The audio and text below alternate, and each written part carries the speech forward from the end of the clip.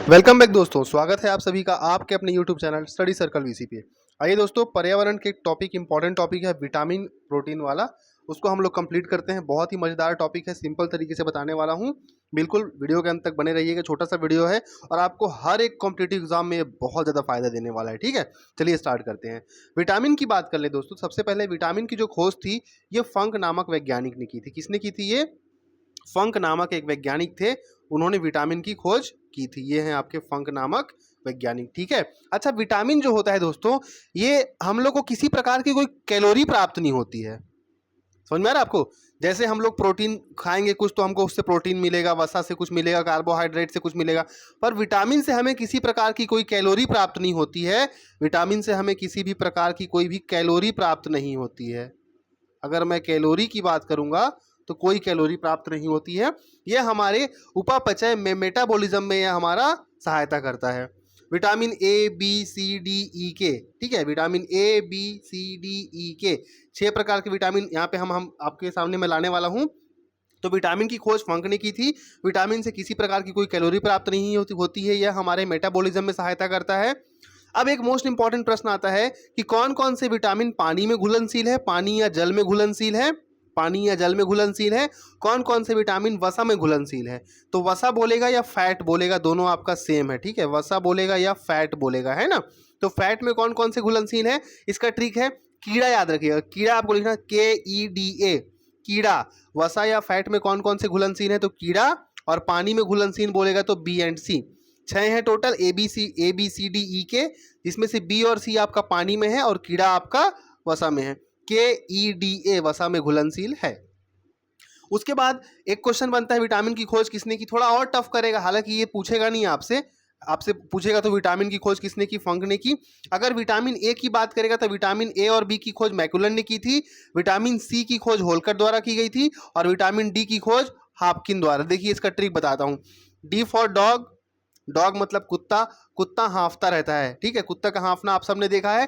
तो vitamin D, D for dog, कुत्ता याद रखिए यहाँ से, कुत्ता हांफते रहता है। तो विटामिन डी की खोज हॉपकिंस ने की थी। विटामिन सी होलकट, ए और बी मैकुलन। उसके बाद आगे बढ़ते हैं। तो अगर हम 1 ग्राम प्रोटीन खाएंगे तो कितना मिलेगा? 1 ग्राम वसा से हमें कितनी एनर्जी मिलेगी और 1 ग्राम कार्बोहाइड्रेट से कितना मिलेगा? दोस्तों 1 ग्राम प्रोटीन से हमें 5.6 किलो कैलोरी मिलेगा, 1 ग्राम वसा से हमें 9.3 किलो कैलोरी मिलेगा और 1 ग्राम कार्बोहाइड्रेट से हमें 4.2 किलो कैलोरी की ऊर्जा प्राप्त होगी। ये था सारा का सारा आपका विटामिन के बारे में। अच्छा, प्रोटीन की बात करूंगा। प्रोटीन की खोज की थी दोस्तों जे बर्जेलियस नामक एक साइंटिस्ट थे। प्रोटीन की अगर मैं बात करूंगा, प्रोटीन की खोज किसने की? तो प्रोटीन की खोज याद रखिएगा, कभी कभी प्रश्न पूछ दे अगर मान लीजिए आपसे, बर्जेलियस, जे बर्जेलियस पूरा नाम है इसका, याद रखिएगा। बर्जेलियस ने प्रोटीन की खोज की थी, विटामिन की खोज फंक ने की थी। चलिए आगे बढ़ते हैं दोस्तों। और यहाँ से मैंने अब चार्ट आपके लिए प्रिपेयर किया हुआ है। देखिए, विटामिन ABCDE के रासायनिक नाम, इसका रासायनिक नाम बहुत इंपॉर्टेंट है, उसकी कमी से होने वाला रोग और उसका स्रोत। बहुत सिंपल तरीके से जो इंपॉर्टेंट है सबसे पहले हम उसको कवर करेंगे। सबसे पहला है विटामिन ए। विटामिन ए का जो वैज्ञानिक नाम या रासायनिक नाम है दोस्तों वो है रेटिनॉल। और रेटिनॉल की कमी से, विटामिन ए की कमी से रतौंधी नामक रोग होता है, या जीरोप्थेलैमिया भी इसे कहते हैं। मतलब इसका एक और बीमारी है जीरोप्थेलैमिया। रतौंधी मोस्ट इंपॉर्टेंट है आपके लिए। विटामिन ए की कमी से रतौंधी। इसकी कमी को पूरा करने के लिए हमें क्या क्या खाना पीना चाहिए? तो मछली, यकृत तेल, लिवर कॉइड ऑयल कहते हैं, दूध, अंडा, पनीर। दोस्तों दूध, अंडा, पनीर, हरी सब्जियां, पत्ते वाली सब्जियां, ये सब में कॉमन है। ठीक है, इसीलिए मैंने नहीं लिखा। ये क्या है? ये सब में कॉमन है। ठीक, तो विटामिन ए, रेटिनॉल, रतौंधी होता है, मछली, यकृत तेल और अंडा। विटामिन, मैं अभी सिर्फ देखिए विटामिन बी की बात कर रहा हूं ना। विटामिन बी या B1 दोनों सेम है। विटामिन B1 बोलेगा या विटामिन बी बोलेगा, दोनों सेम है। B2 B3 की बाद में लास्ट में करेंगे। जो सबसे इंपॉर्टेंट है पहले हम उसको कवर करेंगे। विटामिन ए, रेटिनॉल हो गया। विटामिन बी का रासायनिक नाम होता है दोस्तों थायमीन। इसकी कमी से बेरी बेरी रोग होता है। बी से बेरी बेरी और थायमीन याद रखना है। बी से बेरी बेरी और थायमीन। विटामिन बी का रासायनिक नाम थायमीन, इसकी कमी से क्या होता है? बेरी बेरी रोग। उसके बाद B2 B3 B5 B6 B7 B11 B12 नहीं याद रहेगा, छोड़ सकते हैं, बट कोशिश करिएगा कि याद हो जाए। अब मोस्ट इंपॉर्टेंट जो आपके पर्यावरण के पेपर में आया हुआ प्रश्न है, स्कॉर्बिक एसिड से क्या होता है या स्कर्वी का संबंध किससे है। दोस्तों विटामिन सी स्कॉर्बिक एसिड कहते हैं इसे। स्कर्वी या मसूड़े फूल जाते हैं, मसूड़ों से खून निकलने लगता है। ठीक है, क्या होता है इससे, मसूड़े फूल जाते हैं या मसूड़ों से खून निकलने लगता है। सबसे इंपॉर्टेंट है विटामिन सी जहां आएगा वहां खट्टे फल याद रखिएगा, नींबू, मिर्च, टमाटर, ठीक है, संतरा, है ना, इस प्रकार जितने भी आपके खट्टे फल है, आंवला, आंवला सबसे इंपॉर्टेंट है, आंवला, इमली, जितने भी आपके खट्टे फल होंगे, मिर्च, अंकुरित अनाज, ये सारे के सारे किस में आ जाएंगे, आपके विटामिन सी में। क्लियर हो गया। तो विटामिन सी से स्कॉर्बिक एसिड, मसूड़े से खून निकलने लगता है। विटामिन डी सबसे ज्यादा विटामिन डी हमें मिलता है सूर्य के प्रकाश से दोस्तों, और इसका रासायनिक नाम है कैल्सीफेरॉल। सबसे ज्यादा विटामिन डी किससे मिलता है, सूर्य के प्रकाश से। इसकी कमी से बच्चों में रिकेट्स नामक बीमारी हो जाती है, हड्डियां टेढ़ी मेढ़ी हो जाती हैं, और वयस्क लोग, बड़े लोगों में ऑस्टियोमलेशिया नामक एक बीमारी होती है। फिलहाल आप ध्यान रखिएगा, कैल्सीफेरॉल से का संबंध किससे है, रिकेट्स से है।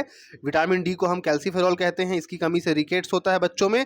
वही से मछली, यकृत तेल, लीवर कॉड ऑयल, दूध, तेल, अंडा, ये सारी चीजें इसमें अपन खाते हैं। ठीक, विटामिन ई की बात कर लेते हैं दोस्तों। विटामिन ई, सी और डी मोस्ट इंपॉर्टेंट है। ई की बात करेंगे तो ई को हम कहते हैं टोकोफेरॉल और के को हम कहते हैं फिलोक्विनोन। टोकोफेरॉल में जनन शक्ति कम हो जाती है और फिलोक्विनोन मोस्ट इंपॉर्टेंट है। आपसे प्रश्न पूछता है ऐसा कौन सा विटामिन है जो रक्त का थक्का जमने में सहायता करता है, तो रक्त का थक्का जमने में विटामिन के सहायता करता है, बहुत इंपॉर्टेंट है ना। ऐसा कौन सा विटामिन है जो रक्त का थक्का जमने में सहायता करता है, तो विटामिन के है, जिसका रासायनिक नाम फिलोक्विनोन है। यह रक्त का थक्का बनने में सहायता करता है। ठीक है, ई क्या है, टोकोफेरॉल, जनन शक्ति से संबंधित है। अब हम बाकी बी वाले को देख लेते हैं एक बार। तो बी हमने देख लिया, B1। B2 बोलते हैं दोस्तों राइबोफ्लेविन, त्वचा और जीभ का फटना। B2 हो गया राइबोफ्लेविन। B3 हो गया निकोटेनामाइड या नियासिन। B5 हो गया पेंटोथेनिक एसिड, या इससे बाल सफेद होता है। और B6 से आपका पायरोडॉक्सिन, एनीमिया होता है। B7 आपका बायोटीन है। लकवा आप सबने सुना होगा, लकवा नामक बीमारी। ठीक है, और B11 जो है फॉलिक एसिड है, और B12 जो है आपका साइनोकाबालामीन है। ठीक है, इस प्रकार से आपके ये सारे के सारे B2 से लेकर के B12 तक मैंने करा दिया, और ये यहाँ पे आपका विटामिन जो टॉपिक था ये कंप्लीट हो गया। आई होप आपको वीडियो पसंद आया होगा। अगर आपको PDF नोट्स चाहिए होगा तो हमारे Telegram channel study STUDY study circle CIRCLE circle VC, ठीक है, इसको आप एक साथ लिखिएगा टेलीग्राम पे, आपको वहाँ पे इसका PDF भी मिल जाएगा। और अगर अभी तक आपने चैनल को सब्सक्राइब नहीं किया है तो बस एक ही रिक्वेस्ट है कि चैनल को सब्सक्राइब जरूर कर ले, क्योंकि आने वाले टाइम में एग्जाम तक मैं आपको कुछ ना कुछ best of the best content provide कराने की पूरी कोशिश करूंगा। मिलेंगे बहुत जल्द अगले वीडियो में, तब तक के लिए धन्यवाद।